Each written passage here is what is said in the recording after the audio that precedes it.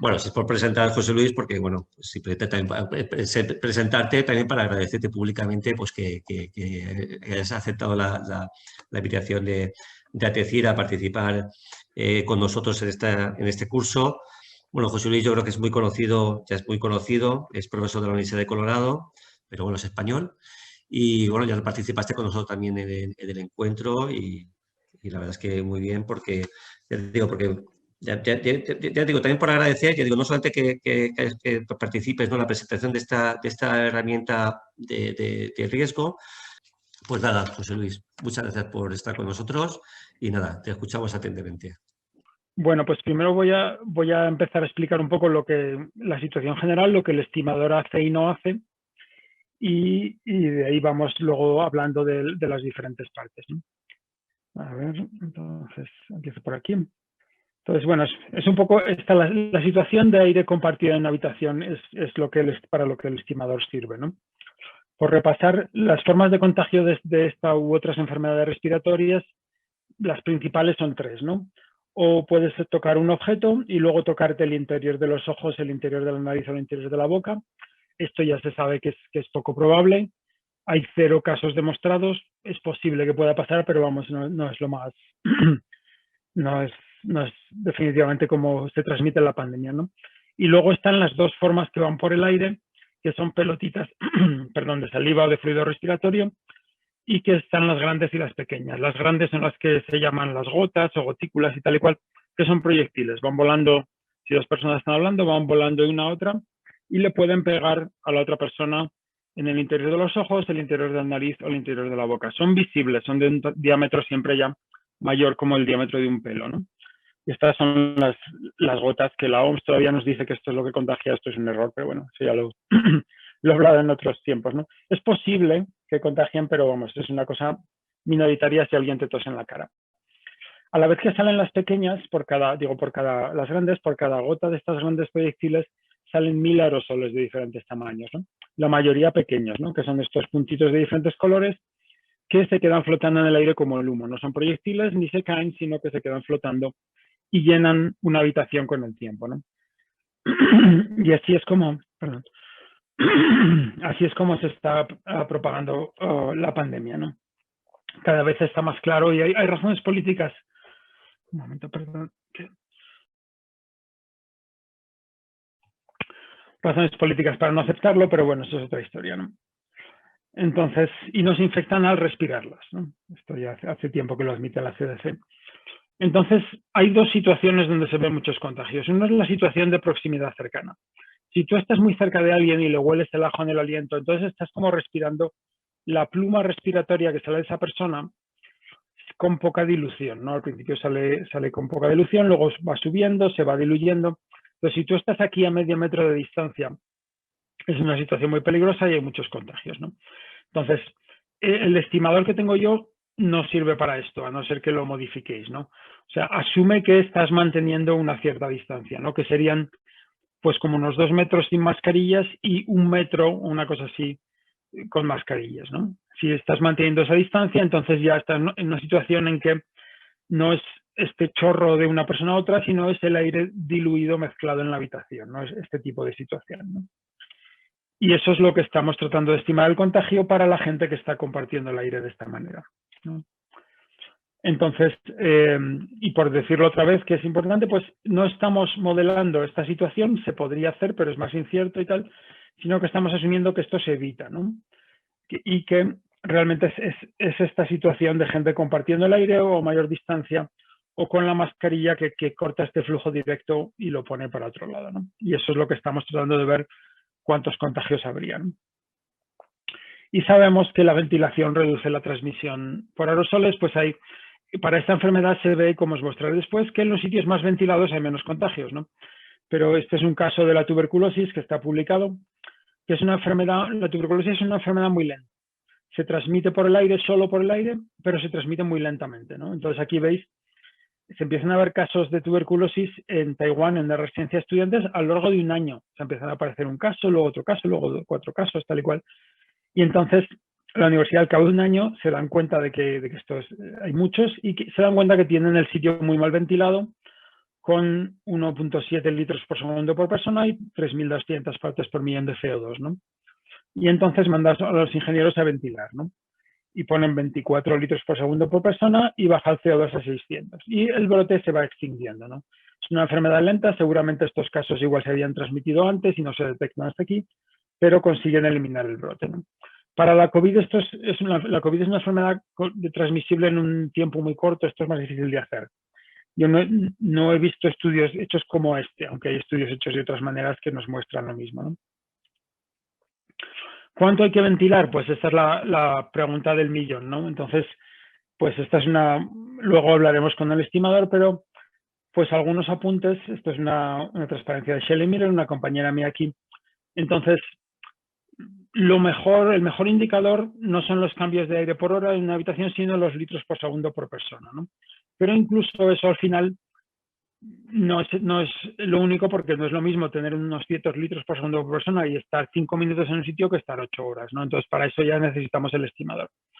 Pero si vas a dar un criterio de ventilación en litros por segundo por persona, vemos que muchos de los brotes pues están pasando cuando estos litros son 1 o 3 o tal. El caso de la tuberculosis era 1,7. Entonces, cuando estás en estos números bajos, eso es una ventilación baja y se ven brotes muy grandes, ¿no? Entonces, la OMS recomienda 10, REBA recomienda 12, el Ministerio tiene un informe que recomienda 12, seguro que vosotros tenéis vuestras propias recomendaciones, y entonces esto ya no quiere decir que no vayas a ver brotes, pero igual ves la décima parte que si estuviera esto a 1.2, ¿no? Y bueno, pues esto, por dar ese apunte, ¿no? Entonces, ¿en qué consiste este modelo, ¿no? Pues la idea es un modelo de caja, ¿no? Que se usa para dispersión de contaminantes al aire libre o se usa en aires interiores. Pues lo hemos usado muchas veces para el radón, para el monóxido de carbono, para, ¿cómo se dice?, el moho y muchas cosas, y también se puede usar para los virus, ¿no? Entonces, la idea es simple. En cuanto tú tienes aplicado el virus, tú tienes una persona infecciosa, ¿no? Que está poniendo virus en el aire. Está infectada y además es infecciosa, y luego veremos la diferencia. Entonces, esta persona está poniendo virus en el aire, pero claro, depende de dónde, ¿no? Si lo pone en un sitio muy grande, muy ventilado, la concentración es baja. En un sitio pequeño con poca ventilación es alta. Y esto es lo que el tamaño de la caja nos dice esto. Y se crea como un nivel en ese aire que es el que la gente allí va a respirar, ¿no? Y entonces necesitamos, imaginaros un lavabo, ¿no? Entonces tú tienes un chorro del agua que entra, ¿no? Pero lo que importa para el contagio es el nivel de agua, cuántos centímetros de agua tenemos en el lavabo. Entonces esto es función de cómo de grande es el chorro que entra, pero también de cómo de grande es el agujero o los agujeros por los que sale el agua, ¿no? Y de cómo de grande es el lavabo. Cuanto más grande es el lavabo, más bajo el nivel, ¿no? Entonces, ¿cuáles son los agujeros por los que sale el agua, sale el virus? Los que destruye el virus son 3. Uno es este virus y virus parecidos como la gripe no salen al aire y están infecciosos mucho tiempo, sino que pierden la infectividad como en 1 hora o una cosa así. No depende de la humedad tal, pero 1 hora es una cosa típica, ¿no? Entonces, la situación peligrosa es compartir el aire a la vez, ¿no? Estar respirando el aire a la vez. Entonces es cuando tienes muchos números para respirar mucho virus. Si llegas a un sitio y había alguien infectado 2 horas antes, sería difícil que te infectes, ¿no? Para este virus. El sarampión es más puñetero y dura más tiempo infectivo, ¿no? Luego también, aunque estos aerosoles no caen al suelo como una piedra, digamos, como las gotas de la OMS, pues sí que van cayendo al suelo, ¿no? Y no se sabe muy bien, esto depende del tamaño, lo que no se sabe muy bien es en qué tamaño hay más virus, ¿no? Entonces se piensa que esto es pues unas horas, ¿no? A lo mejor 2, 3, 4 horas. Según se vaya teniendo mejor información se podrá refinar, ¿no? Y luego está la ventilación, ¿no? Estas dos cosas no las podemos controlar tanto, pero esta sí, que es la ventilación, ¿no? Si viene aire de fuera o aire que lo tomamos, lo filtramos y lo volvemos a poner y sale el aire que tiene el virus, esto disminuye el virus, ¿no? Y esta es la principal cosa que podemos controlar, ¿no? Entonces, estamos asumiendo que en esta habitación el aire se mezcla rápidamente comparado con el tiempo que pasan allí, ¿no? Entonces, esto es una aproximación bastante buena en muchos sitios. Por ejemplo, imaginaos que estáis en una habitación y alguien se pone a fumar, ¿no? Al principio, los primeros 3 minutos ves el humo, pero si estás allí 1 hora, pues al cabo del tiempo ese humo lo vas oliendo, ¿no? Y se va mezclando no totalmente, de manera totalmente uniforme, pero se va mezclando bastante, ¿no? Entonces, esta es la aproximación que nos permite hacer un modelo relativamente sencillo, ¿no? ¿Qué pasa? A veces la gente dice, bueno, pero es que los sois ingenieros, seguro que tenéis casos, es que en esta habitación el aire entra por aquí, sale por allí y tal. Entonces se pueden hacer modelos de varios compartimentos, ¿no? Por ejemplo, decir, bueno, pues si hay, como en el caso del restaurante en China, hay parte del restaurante que el aire de allí no se mezcla con el resto del aire del restaurante, pues entonces haces un modelo para ese compartimento o cosas de ese estilo. O se puede hacer ya modelos de mecánica de fluidos computacionales, pero esos son muy, muy específicos para cada sitio, ¿no? Y en realidad la media de esos modelos para muchos sitios te daría lo que te da este modelo, ¿no? Entonces, este modelo tiene un gran contenido de información con un coste limitado en cuanto al esfuerzo y a la información que hace falta, ¿no? Y el tiempo para ponerlo en marcha, ¿no? Y luego pues te puede servir de entrada si necesitas hacer cosas más avanzadas, ¿no? Y entonces, bueno, y está en esta página web. Entonces, bueno, pues, ¿qué pasa si el espacio no está bien mezclado? Pues aquí con las barreras estas de plexiglas, pues creas estas situaciones donde aquí hay más virus, aquí hay menos, aquí tal. Entonces, al final, la media es la misma, ¿no? Porque el que está aquí tiene 3 veces más probabilidad de contagio y el que está aquí que no hay virus tiene 0, pero al final la media es la misma, ¿no? Pero en general vamos a asumir que el aire se mezcla bien, ¿no? Si no, pues eso, como decía, pues se podrían hacer cosas de compartimento. Entonces, voy a abrir la hoja de cálculo y entonces os diría si queréis pues ir manejándola vosotros en paralelo para ir viendo, ¿no? Entonces voy a hacerla un poco más grande. Entonces, si vais aquí, pues es un documento estos de Google Docs. A ver, control más. Me lo dejo hacer así un momento. No, es que aquí se hace así. Perdón. Porque lo veáis un poco en mi pantalla. Entonces, vale. Entonces, tiene una serie de pestañas, ¿no? Y entonces, a ver, ¿cuál es, digamos, un poco la filosofía, ¿no? Este es uno de varios modelos a los que podréis tener acceso, ¿no? Hicimos un seminario ya hace meses con ISIAC, que es la International Society of Indoor Air Quality and Climate, como decir más o menos, pero a nivel internacional. Y entonces... Perdona, José Luis, sí. un segundo. Es que nos están diciendo eso, de poner el link, a lo mejor en el chat, para que la gente se lo pueda descargar. Lo pueda descargar, vale. Claro, vale, por poner el link en el chat y así picamos. Sí, precisamente. ¿Puedes ver el chat? Sí, un momento. No lo veo aquí, vale. Es el chat. Entonces, os diría es más fácil bueno, si luego queréis compartir algo, podéis hacer 2 cosas. Si le dais a este enlace, entonces os hace una copia en el disco de Google. Os diría de hacer esto por un par de razones, ¿no? Si lo hacéis aquí, os lo baja Excel, ¿no? Y eso también se puede hacer por ahí a veces algún detalle y luego es más difícil compartir. Pero bueno, el que más os guste, ¿no? Y ese nada más es este enlace que os traerá a esta página, ¿vale? Y estaba diciendo, hay otros modelos, la verdad que según entiendo yo todos hacen lo mismo, ¿no? Ahora hay uno del MIT que van a dar una app que van a hacer mucho ruido, pero al final es todo lo mismo, ¿no? Entonces mi filosofía fue no hacer necesariamente un modelo que sea una app que le das a botones y tal, sino un modelo transparente, ¿no? Que gente como vosotros, ingenieros, puedan entender, mejorar e incorporar o simplemente usarlo para entender lo que pasa, este tipo de cosas, ¿no? Entonces, no es muy pulido, es una hoja de cálculo, ¿no? Pero expone todo lo que necesitas, ¿no? Todas las fórmulas puedes ver lo que está haciendo, no hay cosas ocultas, digamos, como en una aplicación, ¿no? Pero luego hay algún modelo que tiene otras cosas más sofisticadas, ¿no?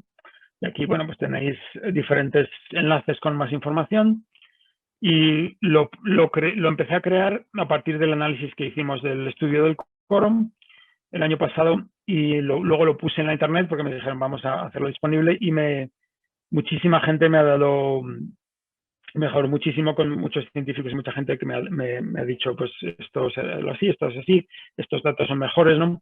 Y están aquí todos, algunos son gente muy conocida, ¿no? Entonces, bueno, pues eso, estamos tratando de estimar cuánta gente se contagia al compartir el aire de una habitación sin tener en cuenta las superficies y asumiendo que mantienen la distancia, ¿no? Por lo menos pues 1 metro si llevan mascarillas, ¿no? Vale. Y este es un modelo para decir, yo me junto con esta gente en la habitación y se contagian 7, ¿no?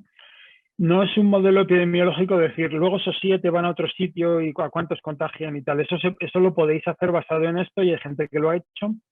Los de Michigan y otra gente tienen modelos epidemiológicos que han metido este modelo como componente, pero eso no es lo que... Aquí sí es la situación más sencilla de compartes el área en una habitación una vez o muchas veces y esto es lo que haces, ¿no?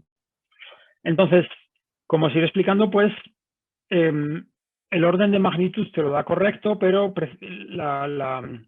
digamos, si te dice 2,7 contagios, no tienes que, como es aquí, hay que tomarse eso con un grano de sal, ¿no? No es muy preciso porque la enfermedad no se conoce muy precisamente, pero te ayuda muy bien a ver cuáles son las, ¿cómo se dice? Los efectos de las medidas de control, ¿no? Que es lo que os interesa a vosotros, ¿no? Entonces, bueno, pues aquí hay muchos detalles y tal y cual, y están los enlaces a los papers, y luego empieza a ver los parámetros. Y dice, entonces vamos a ir a la hoja y hay que entrar un parámetro, ¿no? Entonces lo que haces es, bueno, pues cuando quieres entrar un parámetro, vienes aquí, lees lo que hay y dices, bueno, pues para mi situación, yo como ingeniero pienso que este es el mejor número, ¿no? Y vamos a hacer algunos ejemplos. Y luego aquí hay otra hoja con preguntas frecuentes que me iban preguntando con enlaces que podéis leer también, ¿no? Que es lo que mucha gente pregunta, ¿no? Entonces vamos a hacer, y hay varias hojas que son todas las mismas, estas 5 primeras, y luego hay algunas viejas que están en otro formato y no las quité por razones históricas, pero os diría de usar solo el formato nuevo, ¿no? Porque está más claro y menos confuso. Entonces todas las hojas tienen el mismo formato. Pues hay que poner unas entradas y te da unas salidas, ¿no? Y las entradas importantes, los inputs importantes, los variables importantes, son estos que están en naranja, ¿no? Y luego hay otros que están en amarillo que pues son más especializados, ¿no? Dependiendo ya si quieres hacer otras cosas, ¿no? Y entonces, pues por ejemplo, hay que decir, pues qué tamaño de la habitación, por lo que digo, pues el tamaño del lavabo, cuánto dura el tiempo, cuánto tiempo están compartiendo el aire. Lo hacemos una vez o muchas veces, por ejemplo, si es una clase o una oficina muchas veces. Cuál es la ventilación, qué otras medidas de control hacemos y todo este tipo de cosas, ¿no? Entonces, y este es el caso del coro, ¿no? El caso que está aquí es el coro que según está en el artículo que hicimos, ¿no? Y entonces, pues tienes algunos cálculos intermedios, ¿no? Aquí hay comentarios de algunas cosas. Entonces, aquí te va diciendo, por ejemplo, la ventilación en esta unidad de litros por segundo por persona, que es muy útil. Pues veis que en el caso del coro tenían una ventilación pequeña, ¿no? Y como os decía, en los brotes estos grandes se ve pues 1, 2, 3 números bajos, ¿no? Y luego podemos ver que si le aumentamos la ventilación y este número aumenta mucho, bajan mucho los contagios. No bajan a 0, pero sí bajan mucho, ¿no? Entonces, pues luego aquí tenemos cuánta gente hay, cuánta gente hay inmunes, si bien porque han pasado la enfermedad o porque se han vacunado, ¿no? Cuánta gente es infecciosa. Y te hacen aquí unos cálculos intermedios. ¿Cuánta gente hay por pie cuadrado, por metro cuadrado, tal cual? Por si esto interesa para comparar situaciones, ¿no? ¿Cuánto están respirando, no? Si respiras más aire porque estás cantando, haciendo ejercicio, tal, pues entonces más virus puedes inhalar, ¿no? ¿Cuántos virus estás echando al aire? Este es un parámetro clave que luego lo miramos, ¿no? ¿Cuál es la probabilidad de que haya alguien infeccioso, ¿no? Podemos hacer dos cálculos. Uno es decir, yo sé seguro que hay alguien infeccioso, y otro es decir, no, se van a reunir 100 coros y yo quiero saber cuál es la probabilidad de que por casualidad haya alguien infeccioso y cuántos coros o cuál es la probabilidad de que alguien se infecte, ¿no? Y luego puedes poner aquí cuánta gente se hospitaliza y se muere o lo que sea. Como la gente mayor, pues son números más altos, ¿no? Y entonces llegamos aquí a los resultados, ¿no? Y entonces hay 3 líneas de resultados, ¿no? Una es la probabilidad condicional. Esto quiere decir cuál es la probabilidad de infección sabiendo que seguro tenías a una persona infecciosa, ¿no? Entonces sale el 88%, que es lo que pasó en el coro. Digamos así, es como el modelo se puede usar de diferentes maneras y entonces este caso está, digamos, ajustado a lo que pasó en el coro, ¿no? Entonces, si tienes seguro a alguien infeccioso, se infecta un montón de gente, ¿no? Y luego puedes hacer otros cálculos del CO2 y cuántos casos aparecen, pues aparecen 53 casos. Cuánta gente va al hospital, cuánta gente se muere, y en realidad se murieron 2, ¿no? en ese caso, ¿no? Luego tienes los resultados absolutos. Esto quiere decir que tú haces el coro, pero no sabes si hay alguien infeccioso allí. A lo mejor hay alguien, a lo mejor no, ¿no? Depende de dónde estás, ¿no? Y si estás en el pico de la ola de Madrid o algo así, si te ocurre hacer esto, pues la probabilidad de alguien infeccioso es muy alto, ¿no? Si lo haces en un sitio con muy pocos casos, pues la probabilidad es muy baja, ¿no? Y entonces, para la probabilidad condicional, esto no importa, ¿no? Porque tú estás seguro de que tienes a alguien infeccioso, ¿no? Es lo que tú estás asumiendo. Para la probabilidad absoluta, esto afecta mucho. Si tú reúnes a 60 personas y hay un 10% de probabilidad que alguien esté infectado, esto es mucho peor que si hay un 0,1%, ¿no? Porque en la mayoría de los casos vas a hacer un coro y no va a haber nadie infectado y no se infecta nadie, ¿no? Entonces, esta es la diferencia, ¿no? Que es importante entre la probabilidad absoluta y la probabilidad condicional. Y luego, la hoja de cálculo también te permite calcular qué pasa si haces esto muchas veces, ¿no? Entonces, tú puedes reunirte como el coro una vez, o puedes ir a clase 8 horas todos los días, o puedes estar en la oficina X horas, tal, ¿no? Entonces, una cosa que lo repites, ¿no? Muchas veces. Y entonces, para esto te da solo el resultado absoluto, ¿no? Entonces, en este caso, como está puesto arriba, que solo se reúne una vez, pues entonces la probabilidad es la misma, ¿no? Una vez o muchas veces, porque muchas veces es una vez, ¿no? Pero esto también permite hacer. Esto asume, si haces el cálculo para muchas veces, asume que cada vez es la misma. Son cosas independientes y cada vez que se reúnen es la misma probabilidad de que haya alguien infeccioso, tal y cual. Entonces, pues si dices, en este mes yo quiero simular el mes que viene, pues cuál es la probabilidad media que yo pienso que durante el mes que viene va a haber alguien infeccioso, ¿no? Y ese sería el número que hay que meter ahí, ¿no? Y pues eso pues es lo que hay. Y luego aquí debajo de los casos que hay aquí, pues hay notas específicas para ese caso, ¿no? Porque alguna referencia o porque se hacen parámetros diferentes, ¿no? Entonces la idea es que simplemente hacéis una copia, vais aquí y decís copiar y hacer una copia nueva, y entonces ahí puedes empezar a... Ups, no lo cambié en otra, eso no es lo que quería hacer. Quería hacer duplicarlo, vale. Quería duplicarlo. Entonces esta es una copia donde ya puedo empezar a hacer historias, ¿no? Y pues aquí ya empiezas a meter los parámetros de tu caso, ¿no? Y empiezas a ver lo que te da. Vale, pues seguimos con... no lo tengo aquí. Vale, sí. Bueno, pues entonces, aquí está, vale. Entonces, bueno, aquí está el caso del coro, que prácticamente se reúnen a cantar y luego se contagian un montón y sabemos, hemos escrito artículos, sabemos por los detalles de cómo se juntan, que son muy americanos y no se juntan a charlar como si hubiera sido a lo mejor en España, sino que básicamente llegan, cantan, tienen 10 minutos de break y se van, que se contagiaron por el aire, ¿no? Y entonces ese es el caso que estamos simulando, ¿no? Entonces, bueno, lo primero, antes de entrar en detalles, pues es decir, bueno, pero esto es un modelo teórico, pero esto funciona. Estamos a punto de enviar un artículo donde básicamente usamos este modelo para mirar un montón de brotes de COVID-19 para ver si el modelo funciona o no, ¿no? Entonces, la manera que lo hacemos, pues es ponerlo todo, digamos, en un factor de riesgo. Esto es un factor de riesgo, H de Hazard Index, y entonces es un parámetro que, por ejemplo, cuanto más alto es, más riesgo hay, ¿no? Pues o hay más como se está cantando, o hay menos ventilación, o menos mascarillas, o cosas así. Y si pones mascarillas, o más ventilación, o menos gente, te vas hacia el otro lado, ¿no? Y como veis, es un número que cambia en bastantes órdenes de magnitud, ¿no?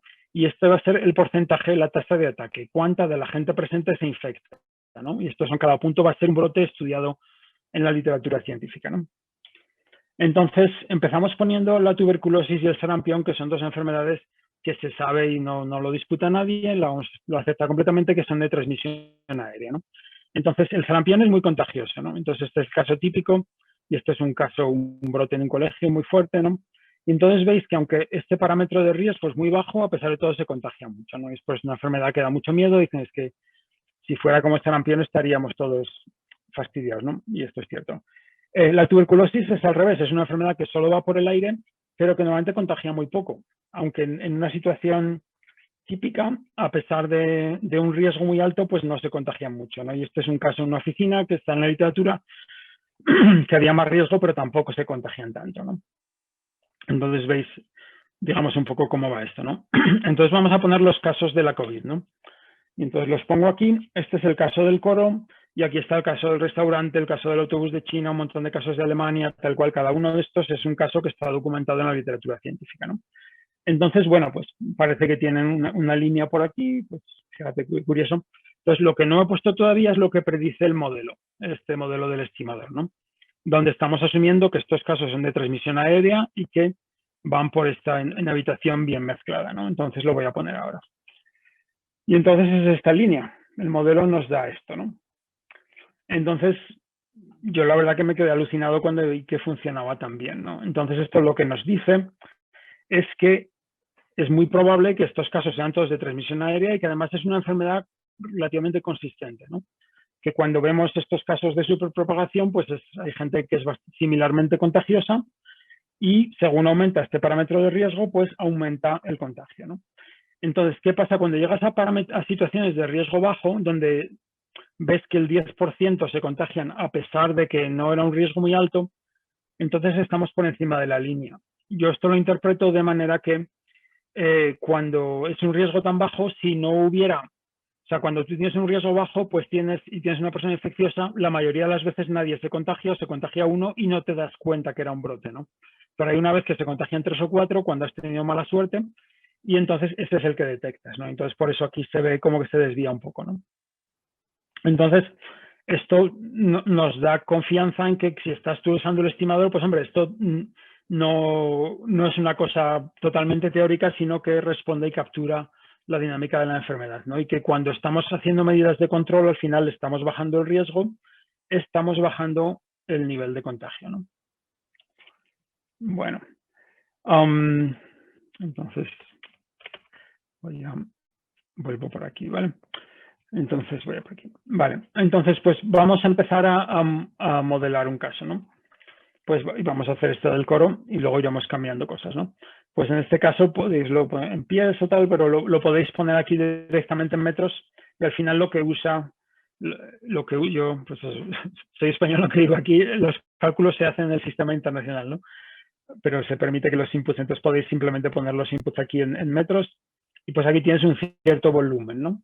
Al final es el volumen de aire de la habitación, ¿no? Estas cosas, como digo, de momento son menos importantes y tienes una duración pues de estos minutos, ¿no? Y se hace una vez, ¿no? Y esto es la ventilación con el aire exterior. Entonces esto me parece que lo sabéis bien, es cuánto aire exterior está entrando dividido por el volumen de la habitación, ¿no? Entonces nos da, en este caso, pues lo estimamos que era como 0,7 por hora, ¿no? Y supongo que de esto sabéis más que yo, pero vamos, se puede medir. A ver esto, un momento. Está por aquí. Perdón. Aquí, sí. Entonces esto se puede pues calcular y tal y cual y se puede medir con un medidor de CO2. Esto es una cosa que no sé si lo sabéis, pero esto con un medidor de CO2 de 200 euros, de estos de Aranet 4, que funciona muy bien, tú puedes ir a una habitación y medir cuál es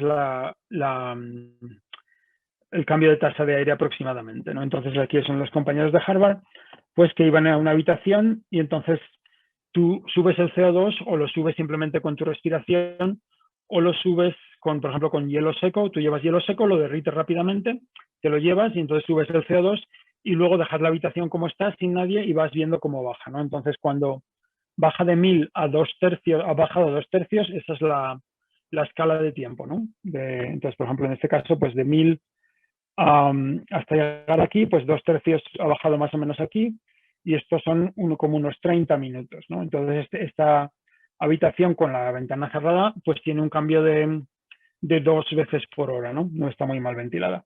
Y cuando abres la ventana para bajar a 2 tercios, pues más o menos por aquí, pues son como 10 minutos, entonces son 6 veces por hora, ¿no?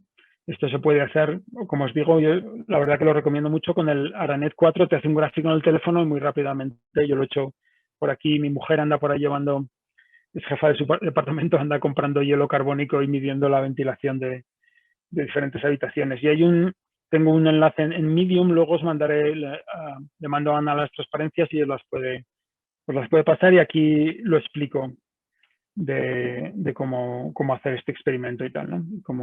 Vamos, esto es una cosa muy útil, y si no, bueno, pues vosotros sabéis otras formas de hacerlo, ¿no? Luego aquí está pues cómo de rápido se muere el virus, ¿no? Entonces este es un número típico. En realidad esto se podría, o sea, para situaciones normales de temperatura normal yo usaría este número. Si hay situaciones en las que hay mucho calor o mucho frío porque es un matadero y tal, esto puede variar, ¿no? Y si hace mucho frío, pues el virus sobrevive más, ¿no? Si hace mucho calor, sobrevive menos. Y entonces aquí podéis ver enlaces donde se pueden modificar los números, ¿no? Pero bueno, para la mayoría de situaciones esto es lo típico. De posición a las superficies, pues cada 3 horas es lo que estamos asumiendo. Y luego estas son las medidas adicionales de control, ¿no? Entonces, aquí ponemos la ventilación con aire exterior, que esto lo puedes medir con el CO2, y si tienes filtración de aire recirculado, esto lo ponemos aquí, ¿no?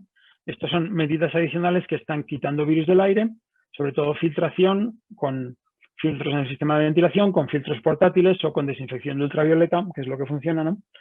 Y esto lo puedes poner aquí con el número equivalente, ¿no? Y si veáis en el README, pues te da, tienes aquí como unos calculadores y decir, pues yo tengo un EPA que tiene tal tamaño, ¿no? Y una habitación de tal tamaño, y me dice entonces cuál es como una calculadora, ¿no? Si le cambio aquí, digo, bueno, pues lo pongo en una habitación más grande, entonces me da menos cambios de aire por hora, ¿no? Es una calculadora pequeñita, ¿no? Y aquí está, pues eso, para un cálculo también muy sencillo para instalaciones que tienen recirculación de aire, ¿no? Y entonces este es el número que luego tú vas y pones aquí, ¿no? Y luego pues se suman, digamos, la suma, como son todas, ¿cómo se dice? Rates, no me acuerdo cómo se dice, rates de primer orden. Entonces se pueden sumar y ya está, ¿no? Y entonces al final esta es la que importa, ¿no? Esta, como decía antes, la ventilación por persona, ¿no? Entonces aquí están ese tipo de parámetros, van todos aquí, digamos, de dónde es la habitación, el tiempo y la ventilación, ¿no? Que es lo que controla, pues cómo se va a quitar el virus del aire y cómo se va a diluir en ese volumen que tienes disponible, ¿no? Luego tienes los parámetros que se relacionan con la actividad en la habitación. Pues cuánta gente hay, cuánta gente infecciosa, esto dejarlo a 1, salvo que realmente lo querráis cambiar, porque como ya tienes el resultado condicional y absoluto, ya a partir de ahí ya puedes tirar. La fracción de la población inmune, pues cuando hicieron esto del coro era el 0%, ahora pues depende de cada sitio cuánta gente es seropositiva, de esa gente cuánto es inmune, cuánta gente tiene la vacuna, pues para las situaciones de interés podéis poner ahí un número, gente que no se puede contagiar. Si ponemos, por ejemplo, que son el 10% son inmunes, entonces baja el número de gente susceptible. Y luego, pues aquí te dice, pues eso, estas medidas de densidad. Y aquí está cómo de rápido respira la gente, ¿no? Entonces, esto es importante porque puede cambiar las cosas un poco. Entonces le das a ese el README y te lleva aquí. Y entonces aquí son unas tablas de la EPA que se usan para la contaminación exterior, pero simplemente lo han medido bien, ¿no? Cuánto aire respira la gente, ¿no? Y hay varias, en general, recomendamos estas, ¿no? Y entonces vamos a decir, pues para un caso que me interesa a mí, tengo gente de una cierta edad y si están durmiendo o tomando una siesta, pues esto es cuando están respirando. Si están sentados y tal, pues esto es lo que están respirando. Si están haciendo una intensidad ligera, pues están de pie, moviéndose un poco, hablando, pero tal, pues es esto. Intensidad moderada, así, intensidad alta de haciendo ejercicio aeróbico en un gimnasio, es esto, ¿no? Entonces, por ejemplo, vamos a ver, para 50 años, pues va de 5.2 a la menos 3 y aquí pues es 5.3 a la menos 2, ¿no? Entonces está variando 10 veces más, ¿no? Claro, si estás dormido, pues si estás corriendo, respiras mucho más, ¿no? Entonces tienes que venir aquí y agarrar uno de estos números, el que te interese, ¿no? Para tu caso, ¿no? Y si dices, bueno, es que en mi caso tengo gente de esta edad, pues coge un número medio, ¿no? La edad no es un parámetro muy importante, ¿no? Ya veis que no cambia mucho, salvo para los niños muy pequeños, no cambia mucho la tasa de respiración, ¿no? Bueno, ahí. Y entonces así ponemos ese número. La tasa de emisión de CO2, el CO2 lo hablaré al final si me da tiempo, se busca de la misma manera. Este es el número más importante, que es la emisión de los, se llama de los cuantas infecciosos, ¿no? Entonces, a ver, volviendo aquí.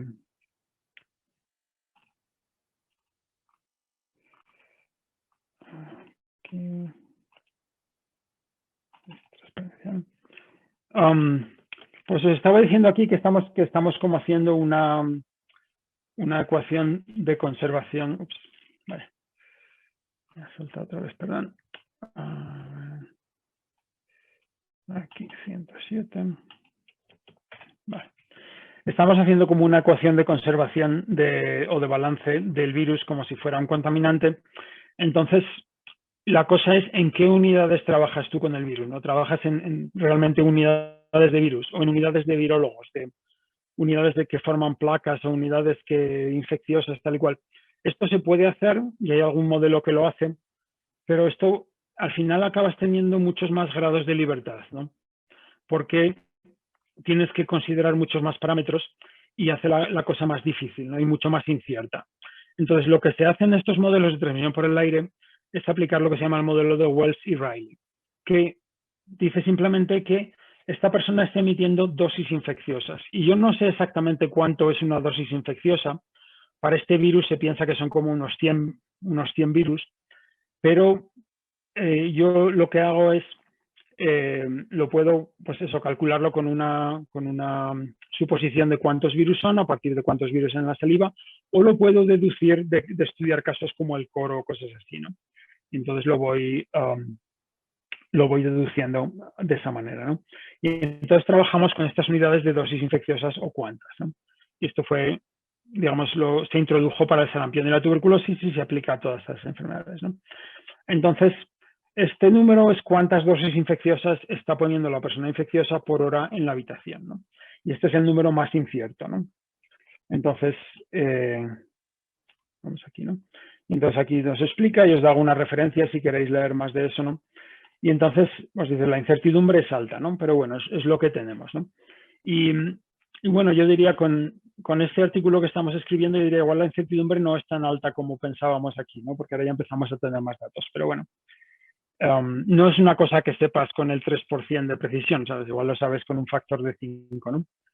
Entonces, esta es la información que tenemos. Si tienes que elegir uno de estos números, es un número intermedio, ¿no? Entonces vamos a decir, en el coro, pues estaban como hablando muy fuerte, pero además al final el número que nos sale es más como 900, ¿no? Pero es un caso más excepcional, ¿no?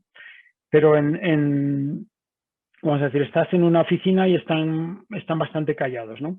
Pues entonces a lo mejor están pues una mezcla de estar de pie y hablando un poquito y algunos sentados, entonces dices, bueno, pues entre 2 y 11, pues yo voy a coger un número intermedio que es como 5, ¿no? Vamos a decir que están en un bar y están bailando y está la música fuerte y están hablando fuerte, cosas así, pues a lo mejor dirías, pues es como este ejercicio ligero y hablando fuerte, o a lo mejor es entre ejercicio ligero y ejercicio fuerte.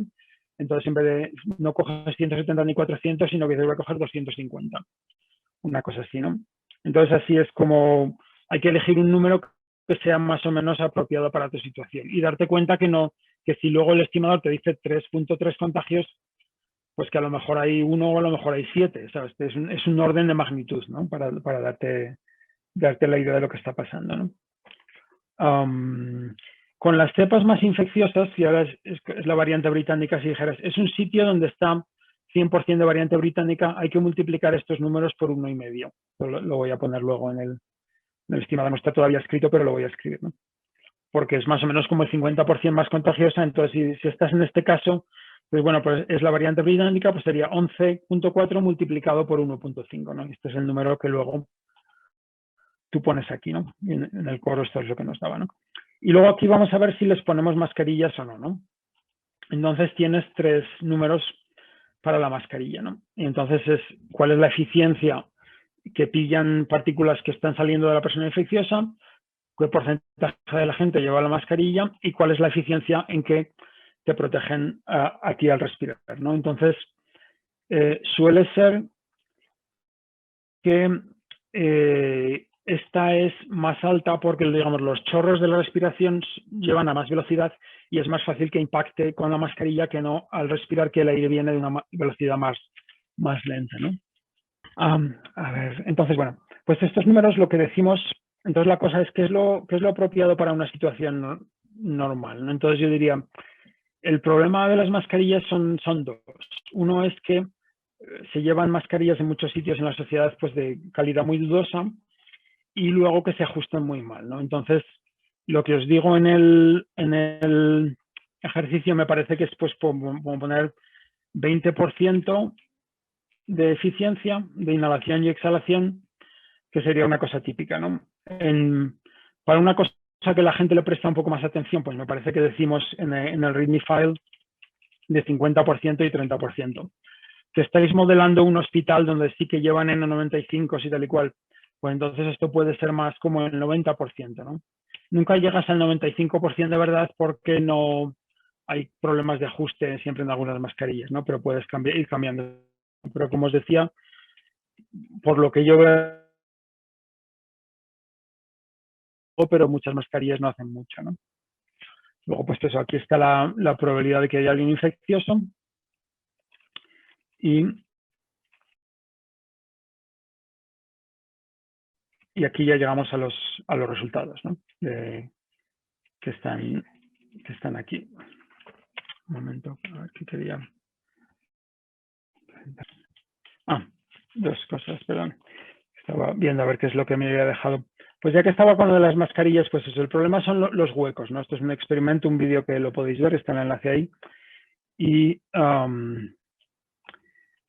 que se ve en el vídeo muy bien como con las mascarillas quirúrgicas, sobre todo, que son buen filtro, pero suelen tener agujeros, pues escapa mucho incluso con estas FFP2 orejeras que tienen muchas fugas, ¿no? Las que funcionan bien son las FFP2 que van por detrás o las elastoméricas, ¿no?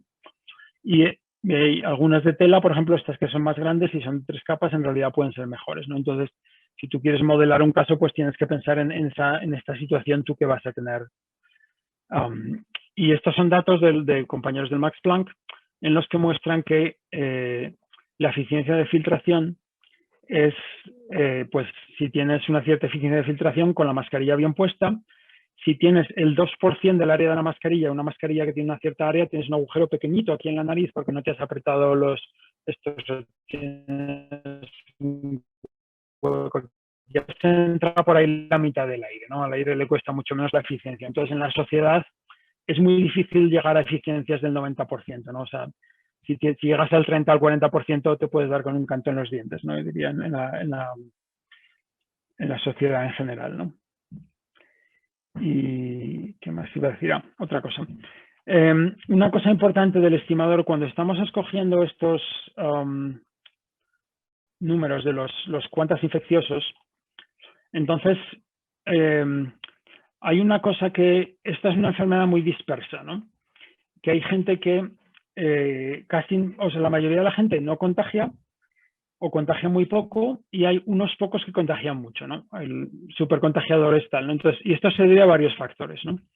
Uno, a que cuando tú te contagias, luego pasan unos días que no eres contagioso y luego de repente te vuelves muy contagioso justo antes de tener síntomas, por eso estamos en una pandemia, y luego la contagiosidad va bajando mucho, ¿no? Entonces tienes que tener la mala suerte de que esta persona vaya a una situación en la que pueda contagiar en este periodo relativamente breve que son contagiosos, ¿no? Mientras que para la tuberculosis este periodo dura 1 año y es una enfermedad muy diferente, ¿no? En sus características para alguien que esté sin tratar, ¿no?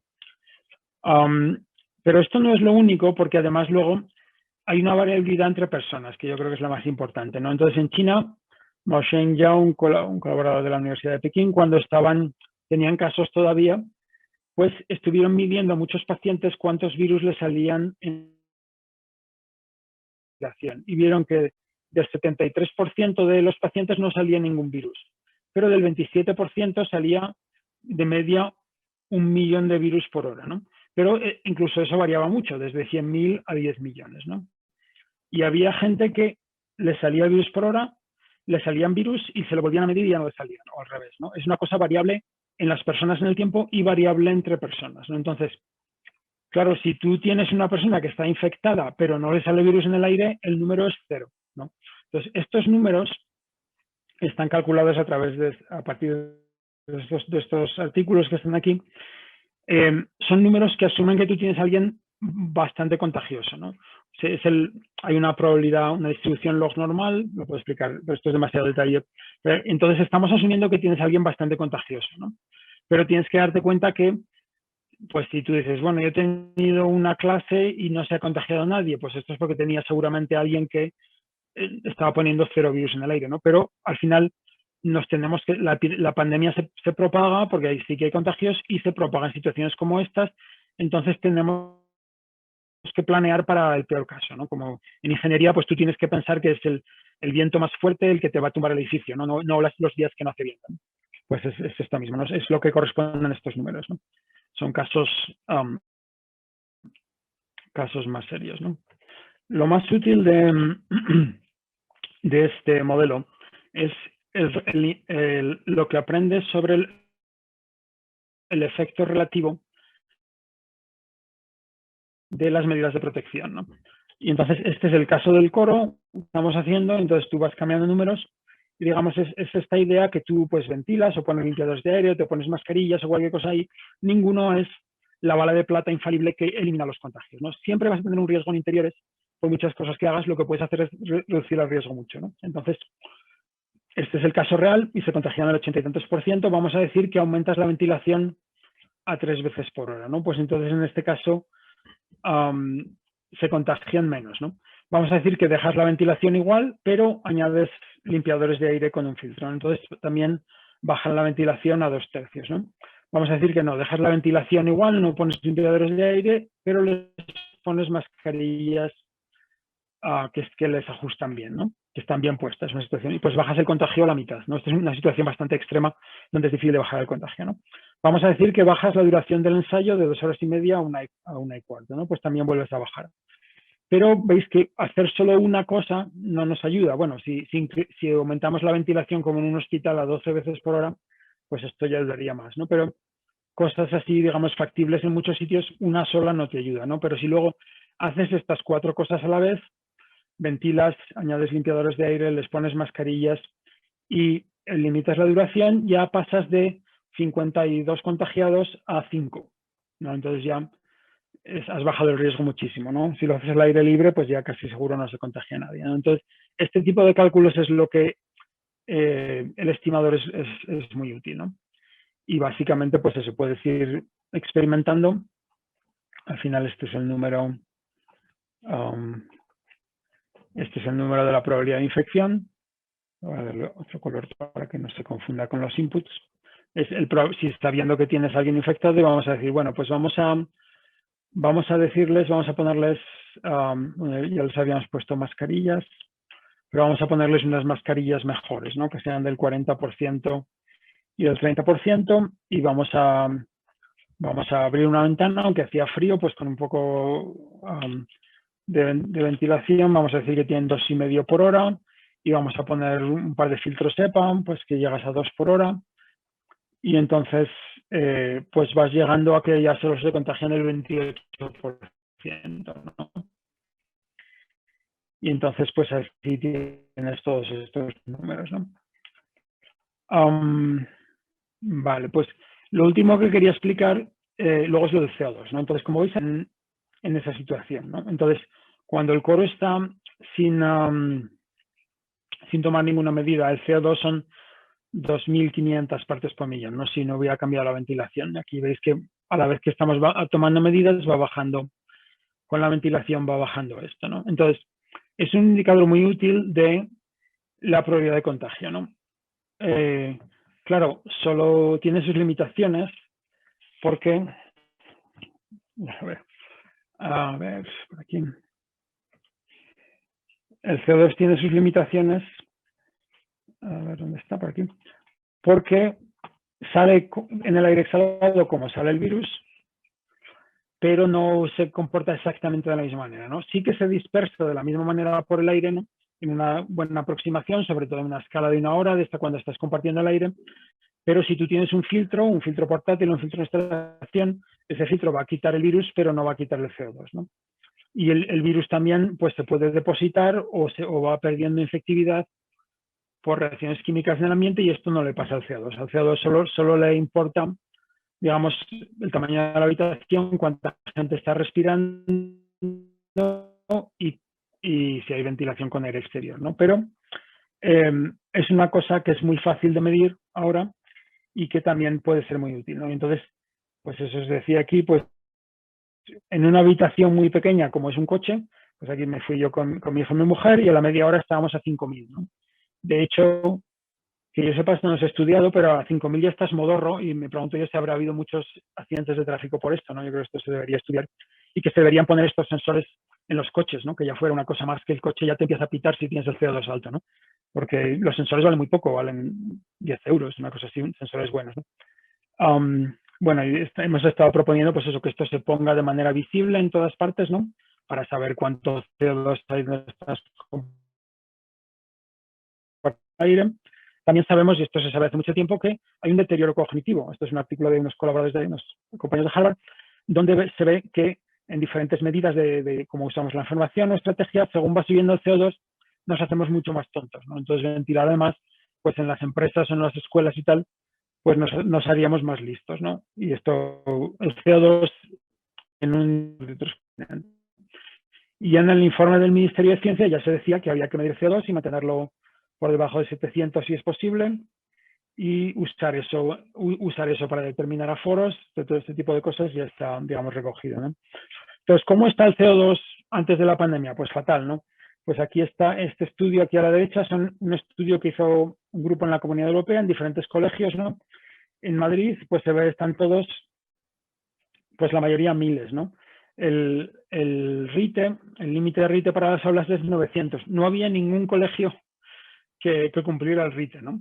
Porque no, esto es una cosa que se ha ignorado, ¿no? Entonces, los sitios como están normalmente, salvo que sea un edificio nuevo con ventilación mecánica, pues están mal. En general, si están, digamos, sin pandemia, ¿no? Entonces, bueno, estos son los niveles que proponemos dependiendo de lo que estás haciendo y son cosas que se pueden hacer bien, ¿no? Esto es, por ejemplo, Javier ha estado midiendo en escuelas y se ve ventanas, pero abriendo 3 ventanas 15 centímetros podían estar a 700, ¿no? Durante el día. Aquí se van al recreo, aquí vuelve a subir, ¿no? Y veis cómo se establece este estado estacionario, ¿no? Sube la concentración y se establece más o menos un estado estacionario, que es lo mismo que pensamos que pasa con el virus, con el CO2, luego se van y entonces esta caída te dice qué tasa de ventilación tienen, ¿no? Pues estás viendo qué pasa de aquí a aquí, pues cada 2 tercios, como unos 20 minutos, pues se está ventilando varias veces por hora, ¿no? Por eso lo pueden mantener a ese nivel, ¿no? Luego sube cuando vuelven y se mantiene otra vez en estado estacionario y luego, bueno, estas son medidas en aviones, bueno, pues eso es lo que... Y entonces para hacer el cálculo de CO2, ¿cuál es el CO2 que hay afuera, ¿no? Normalmente, pues subiendo, pero va subiendo 2 ppm por año por esto causa el cambio climático y tal, pero si medís ahora aire libre, pues una cosa así, ¿no? Y con estos sensores de bajo coste, en realidad tienen una precisión de 30 o de 50, entonces tampoco hay que ponerse muy, muy fino, ¿no? En realidad estás tratando de distinguir 3.000 de 800, no estás tratando de distinguir 800 de 824, ¿no? Esto es hilar demasiado fino. Pero vamos, hay que poner este número y hay que poner el número de la generación, cuánto CO2 te estás generando, ¿no? Que es este número. Y pues es lo mismo, vas aquí al README y te da unas tablas, ¿no? Entonces depende de la edad, pues si son hombres o mujeres y de la actividad física, ¿no? Y entonces, pues la actividad física te dice este nivel de metabolismo, 1, 1.0, digo, bueno, pues ¿cuál es en mi caso, no? Pues tienes que ir a ver aquí, pues si estás bailando, pues es 7. Si estás sentado leyendo como estoy ahora hablando, pues es 1.3, ¿no? Si estás, entonces, pues miras a ver qué nivel de actividad se parece más al tuyo y qué nivel de edad, o todo, haces una media y dices, bueno, pues yo voy a coger 0.062 litros por segundo de CO2 y me llevo ese número y es el número que pongo aquí, ¿no? Este es un poco más alto porque estaban cantando fuerte, ¿no? Entonces un poquito más alto, ¿no? Y entonces ya con esos números te calcula todos estos parámetros de CO2, ¿no? El más fácil es este que riesgo y va bajando el CO2 a mentiras, ¿no? Luego estos son otros parámetros más rigurosos, digamos, de cómo ya cuál es la cantidad, cuántas moléculas o cuántos gramos de CO2 de otras personas está respirando y tal,